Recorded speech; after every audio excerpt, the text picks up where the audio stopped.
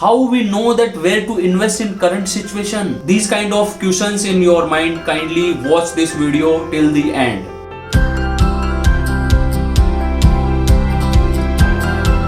Hello friends, welcome to the wealthy ideas. मैं हूं अजय और आज हम डिस्कस करेंगे कि करंट सिचुएशन में हम कैसे इन्वेस्टमेंट्स प्लान करें। कोरोना की सेकेंड वेव चल रही है, मार्केट ऑलरेडी हाईज के आसपास हैं, 15,500 और उसके नियर बाई 14,000 के आसपास अभी मार्केट ट्रेड कर रहा है। तो इस करंट सिचुएशन में हम अपनी इन्वेस्टमेंट कैसे प्लान करें, आज इसी के ऊपर हम 8 टॉपिक कवर करेंगे।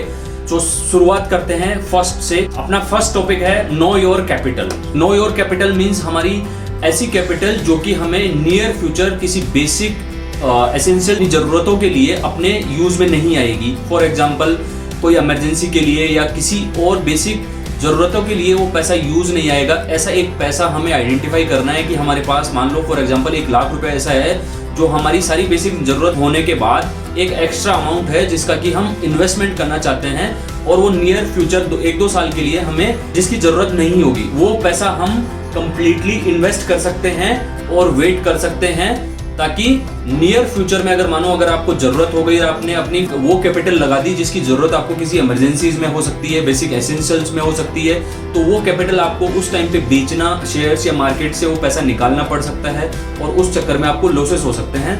सो मैं वो पैसा जो फ्री पैसा है हमारे पास, वो कैपिटल हमें आइडेंटिफाई करनी है। XYZ इतनी अमाउंट ऑफ कैपिटल हमारे पास फ्री है only for investment purpose. Second point हमारा है don't invest more than 25% at one time. For example आपकी इन्वेस्टमेंट कैपिटल है 1 लाख रुपीज, वो 1 लाख रुपीज आप एक साथ इन्वेस्ट नहीं करेंगे, आप सिर्फ उसका 25% पैसा ही एक साथ इन्वेस्ट करेंगे एट वन टाइम। जैसे आज अगर आपको इन्वेस्टमेंट करनी है तो आप सिर्फ और सिर्फ 25,000 रुपीज का इन्वेस्टमेंट करिए और बाकी पैसा आप कुछ दिनों के वेट के बाद करेंगे जब मार्केट हो सकता है इस पेंडेमिक की वजह से थोड़ी और डाउन आ जाए, या हमेशा बिना पेंडेमिक के भी आप हमेशा सिर्फ 25% पैसा एक साथ इन्वेस्ट करिए, बाकी पैसे को मार्केट के रिएक्शंस हो सकता है आपने जो स्टॉक लिया है वो वहां से 5-7% नीचे आ जाए तो बाई करना है, और दूसरे स्टॉक्स आपको बेटर अपॉर्चुनिटीज मिल सकती है इन फ्यूचर दूसरे स्टॉक्स में। सो इसलिए ओनली 25% एक साथ करें, बाकी पैसा आप जैसे जैसे नियर फ्यूचर आपको बेटर अपॉर्चुनिटीज मिले तो इन्वेस्टमेंट करते रहना है। नंबर 3 अपना टॉपिक है don't invest in penny stocks. कभी भी आप छोटे शेयर्स में पैसा मत लगाइए, छोटी कंपनियों में पैसा मत लगाइए। 1 रुपए का, 2 रुपए का, 5 रुपए का शेयर आपकी कैपिटल को डुबा देगा। उन कंपनीज की बहुत कम वैल्यू होती है मार्केट में, वो कंपनीज हो सकता है बहुत मल्टीबैगर बन जाए, लाख में से एक, पर उस चांस के चक्कर में आप अपनी जो मेहनत की कमाई जो हुई जो कैपिटल है उसको वेस्ट मत करिए।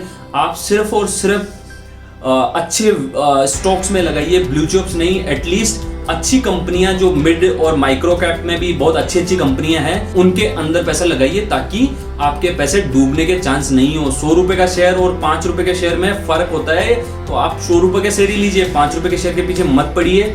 बस वो है कि आपकी वहां डूबने की, पेनी स्टॉक्स में डूबने के चांसेस हद से ज्यादा हैं, तो अब हमेशा पेनी स्टॉक्स को अवॉइड करिए और अच्छी कंपनीज में पैसा लगाइए। 4th पॉइंट है हमारा डाइवर्सिफाई योर पोर्टफोलियो। आप अपने पोर्टफोलियो में जो 25% कैपिटल से जो शेयर्स या मार्केट में जो कंपनियां खरीदने वाले हैं वो डाइवर्सिफाई करिए सेक्टर वाइज और कंपनीज वाइज। जैसे बैंकिंग लिया, फार्मा लिया और एग्रीकल्चर लिया, और डाइवर्सिफाई करिए उसको। उससे बेनिफिट ये होगा आपको कि आपका जो सेक्टर कभी अंडर परफॉर्म कर रहा है, कभी एक सेक्टर ऊपर जाएगा, कभी एक सेक्टर नीचे जाएगा, तो इससे आपका जो रिटर्न्स हैं वो स्टेबल रहेंगे। आपका एक स्टॉक में एक पैसा लगा दिया तो वो अगर हो सकता है उसमें रिवर्सल आ जाए, वो डाउन चले गया, तो वहां पे आपके लॉसेस होने के चांसेस हैं। इसलिए आप अपने पोर्टफोलियो को डाइवर्सिफाई करिए। डाइवर्सिफाई करने से आपको स्टेबल ग्रोथ मिलेगी। फॉर एग्जांपल किसी भी कारणवश एक कंपनी के भाव डाउन चले गए तो आपको दूसरी जो कंपनी है वो आपको लेके चलती रहेगी और आपका एवरेज निकल जाएगा, और एक में जाएंगे तो आप परेशान हो जाएंगे और कब वो वापस यू टर्न लेगा आपको आइडिया नहीं आएगा और ना किसी को आ सकता है। इसलिए आप अपने पोर्टफोलियो को डाइवर्सिफाई करिए। 5 से 7 अच्छे स्टॉक्स अपने पोर्टफोलियो में मिनिमम रखिए। सो अब अपन चलते हैं नेक्स्ट पॉइंट की तरफ। 5th पॉइंट है हमारा buy great companies. Buy great companies मतलब है कि वॉरेन बफेट साहब बोलते हैं कि गुड, ग्रेट और ग्रूसम कंपनीज होती हैं। सो आप हमेशा ग्रेट कंपनीज में पैसा लगाइए जिनकी ROE ROC हाई है, जिनकी OPM वगैरह हाई है, जो कैश रिच कंपनीज हैं, जो कैश काउज हैं, जो अच्छा पैसा बनाती हैं, जिनकी ग्रोथ बहुत बड़े स्केल पे हो सकती है और बहुत सस्ते में आपको मिल रही है, वैसी अच्छी ग्रेट कंपनीज खरीदिए। जिसमें कि जैसे कि फॉर एग्जांपल कोई ऐप बेस्ड कंपनी है जिसको कि कुछ आगे और पैसा बनाने के लिए उतने पैसे की कैपिटल की जरूरत ही नहीं पड़ती है, सिस्टम बेस्ड काम होते हैं। वहां पे क्या होता है, इन्वेस्टमेंट बहुत कम होती है, कंपनी को ग्रो करने के लिए इन्वेस्टमेंट्स की कम जरूरत पड़ती है और उसके रेवेन्यूज दिन पे दिन बढ़ते रहते हैं। वहां पे आपको ज्यादा बेनिफिट्स हो सकते हैं। ऐसे ही हर एक सेक्टर में आपको अच्छी ग्रेट कंपनीज ढूंढनी है जो शेयर होल्डर्स के लिए ज्यादा पैसे जनरेट करती है, जिनका मार्केट कैपिटलाइजेशन बड़ा है,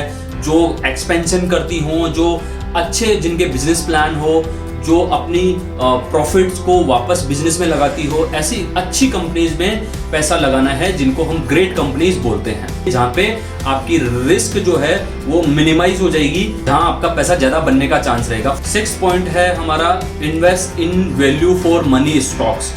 वैल्यू फॉर मनी स्टॉक्स मतलब है कि आपकी कंपनी जब आपको वैल्यू प्रोवाइड कर रही हो तब आपको उसके अंदर एंटर होना है। आप अपनी कंपनी को या जो आपने आइडेंटिफाई किया है उसको अपनी वॉच लिस्ट में डाल के एक बगुले की तरह इंतजार करिए कि कब वो आपको वैल्यू प्रोवाइड कर रही है आपके पैसे के अगेंस्ट। जब कंपनी आपकी वैल्यू फॉर मनी प्राइस पे आ जाए तब आप उसके अंदर एंटर करिए और तब अपनी होल्डिंग उसके अंदर बनाइए। चाहे से आपके 100 रुपए से लगा रहे हो आप या 100 करोड़ रुपए लगा रहे हो, उससे कोई फर्क नहीं पड़ता। आपको हमेशा वैल्यू फॉर मनी इन्वेस्टमेंट करनी है। वैल्यू फॉर मनी इन्वेस्टमेंट करेंगे तो हमारे जो लॉसेस हैं वो बहुत मिनिमाइज हो जाएंगे और हमें 10 रुपए के ऊपर 10 रुपए की चीज मिलेगी। इट मीन्स आप जब यूं मान लीजिए फॉर एग्जांपल जब 100 रुपए का कोई आइटम लाते हैं तो उसकी वर्थ 100 रुपए के लायक होनी चाहिए। ऐसा नहीं है कि हम 100 रुपए की वैल्यू दे रहे हैं और जो प्रोडक्ट लेके आ रहे हैं वो 10, 20, 50 रुपए के लायक है। नहीं, ऐसे नहीं करना है। जो प्रोडक्ट जिसके लायक है वो उसके भाव आने तक हमें वेट करना है। कंपनी का भाव अगर आज किसी भी रीजन से ऊपर है, हमें नहीं खरीदना है, हमें वेट करना है। जब हमें वैल्यू फॉर मनी, अच्छी कंपनी है बट सब कुछ सही है, प्राइस बहुत हाई है, तो हमें वेट करना है। जब वैल्यू फॉर मनी अपने को लगे तब उसके अंदर एंटर करना है। पेशेंस का ही सारा गेम है मार्केट में। पेशेंस के साथ में वेट करना है और उसी टाइम पे एंट्री करनी है और वैल्यू फॉर मनी स्टॉक्स हमें बाय करने हैं। 7th पॉइंट है हमारा, do tech check before buying a stock. Tech check means technical check उस स्टॉक का। आपने फंडामेंटल चेक कर लिया, वैल्यू फॉर मनी है, कंपनी ग्रेट है, सही सेक्टर चुन लिया आपने, डाइवर्सिफाई कर लिया। अब आपको एक कंपनी समझ में आ रही है जो वैल्यू फॉर मनी है, बट उसका आपको टेक्निकल चेक करना है कि उसके पैरामीटर्स कहाँ हैं, वो ओवर सोल्ड है कि ओवर बॉट है कि कहाँ है। उसके टेक्निकल चेक करे बिना आप एंट्री नहीं ले सकते और आपको नहीं लेना चाहिए। बिकॉज हो सकता है वो स्टॉक ओवरबोट होके वहां से रिवर्सल ट्रेंड में हो और ओवर सोल्ड की तरफ जा रहा हो। अगर आपने ओवरबोट जोन के आसपास उसको खरीद लिया तो वहां से वो हो सकता है 20 से 30% नीचे चले जाए और आपको बहुत सारे लॉस हों नियर टर्म में। तो इसके लिए क्या है ना, आपको उसके लिए उसका टेक्निकल चेक करना पड़ेगा। आपको उसके टेक्निकल सारे डेटा पैरामीटर्स और सारे इंडिकेटर्स चेक करने पड़ेंगे, जिससे आपको आइडिया लगे कि अभी स्टॉक में मोटा मोटा आइडिया आपको क्या लग रहा है कि अभी ये ओवरबोट जोन में है कि साइडवेज जोन में है कि ओवर सोल्ड जोन में है। जब आपको ऑलमोस्ट ओवर सोल्ड जोन मिले तो आप ट्राई करिए कि ओवर सोल्ड जोन में आप उसको खरीदें, तो वहां से उसके रिवर्स होने के चांसेस ज़्यादा रहेंगे और आपको उसके अंदर मिनिमम लॉसेस देखने को मिलेंगे, ताकि आप उसको हमेशा ग्रीन टाइप में देखते रहें जहां पे वो आपको प्रॉफिट ही मैक्सिमम देता रहे। नहीं तो ओवरबोट जोन में अगर आप उसको खरीद लेंगे तो वहां से वो रिवर्स होएगा और वापस ओवर सोल्ड जोन की तरफ आएगा। इसलिए आप ट्राई करिए, टेक्निकल सारे पैरामीटर्स ऊपर से नीचे तक चेक करने के बाद उसके टेक्निकल एनालिसिस करिए और उसको ट्राई करिए कि ओवर सोल्ड जोन में खरीदें, जहां से वो ऊपर की तरफ रिवर्स होने के चांसेस होंगे और वहां एंट्री लेना हमारे लिए सबसे बेस्ट एंट्री रहेगी। 8 नंबर लास्ट टॉपिक है हमारा, the best investment you can make is in yourself. The Warren Buffett साहब बोलते हैं कि ये जो आप अपने आप के अंदर कर सकते हैं वो दुनिया का बेस्ट इन्वेस्टमेंट होता है। फॉर एग्जाम्पल, अगर आप चीज़ें पढ़ेंगे, लिखेंगे और कुछ जो अपनी कमियां हैं वो दूर करेंगे, वो दुनिया की सबसे बेस्ट इन्वेस्टमेंट होगी। आप अपने आप की अपनी स्किल्स, अपनी कमियां दूर करिए और लर्निंग पे फोकस करिए, बुक्स पढ़िए और बाकी इन्वेस्टमेंट किसी भी तरीके का पर्सनल प्रोफेशनल आप अपने अंदर इन्वेस्टमेंट करेंगे, वो दुनिया की सबसे बेस्ट इन्वेस्टमेंट होगी। वो आपके सीखने से रिलेटेड हो सकती है, आपकी अपनी हैबिट्स से रिलेटेड हो सकती है, वो हेल्थ से रिलेटेड हो सकती है। सो ऐसी चीज़ों पे आप फोकस करिए और बहुत सारी बुक्स पढ़िए। और स्टॉक मार्केट के ऊपर भी बहुत सारी बुक्स है। आपको नॉलेज अगर कम या ज़्यादा है तो भी आप बुक्स पढ़िए और बेटर अपने आप को इनहांस करिए। ये दुनिया की सबसे बेस्ट इन्वेस्टमेंट हो सकती है।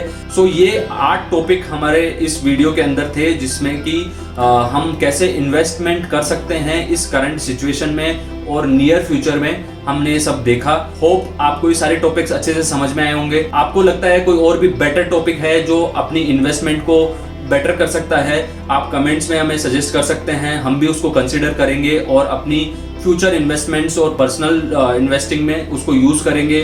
और होप आपको ये वीडियो पसंद आया होगा। अगर पसंद आया है तो आप अपने दोस्तों और फैमिली के साथ उसको शेयर कर सकते हैं और इस चैनल को सब्सक्राइब कर सकते हैं। फ्यूचर वीडियोस के लिए हम ऐसे ही तरीके के वीडियोस आगे भी लेके आएंगे और लेके आते रहेंगे। आप कमेंट्स में हमें ये भी सजेस्ट कर सकते हैं कि किस तरीके के टॉपिक पे अपन इन फ्यूचर वीडियोस बनाएं। So all in all, thanks for watching this video. Please like this video and subscribe this channel and share this video to family and friends. Thanks for watching.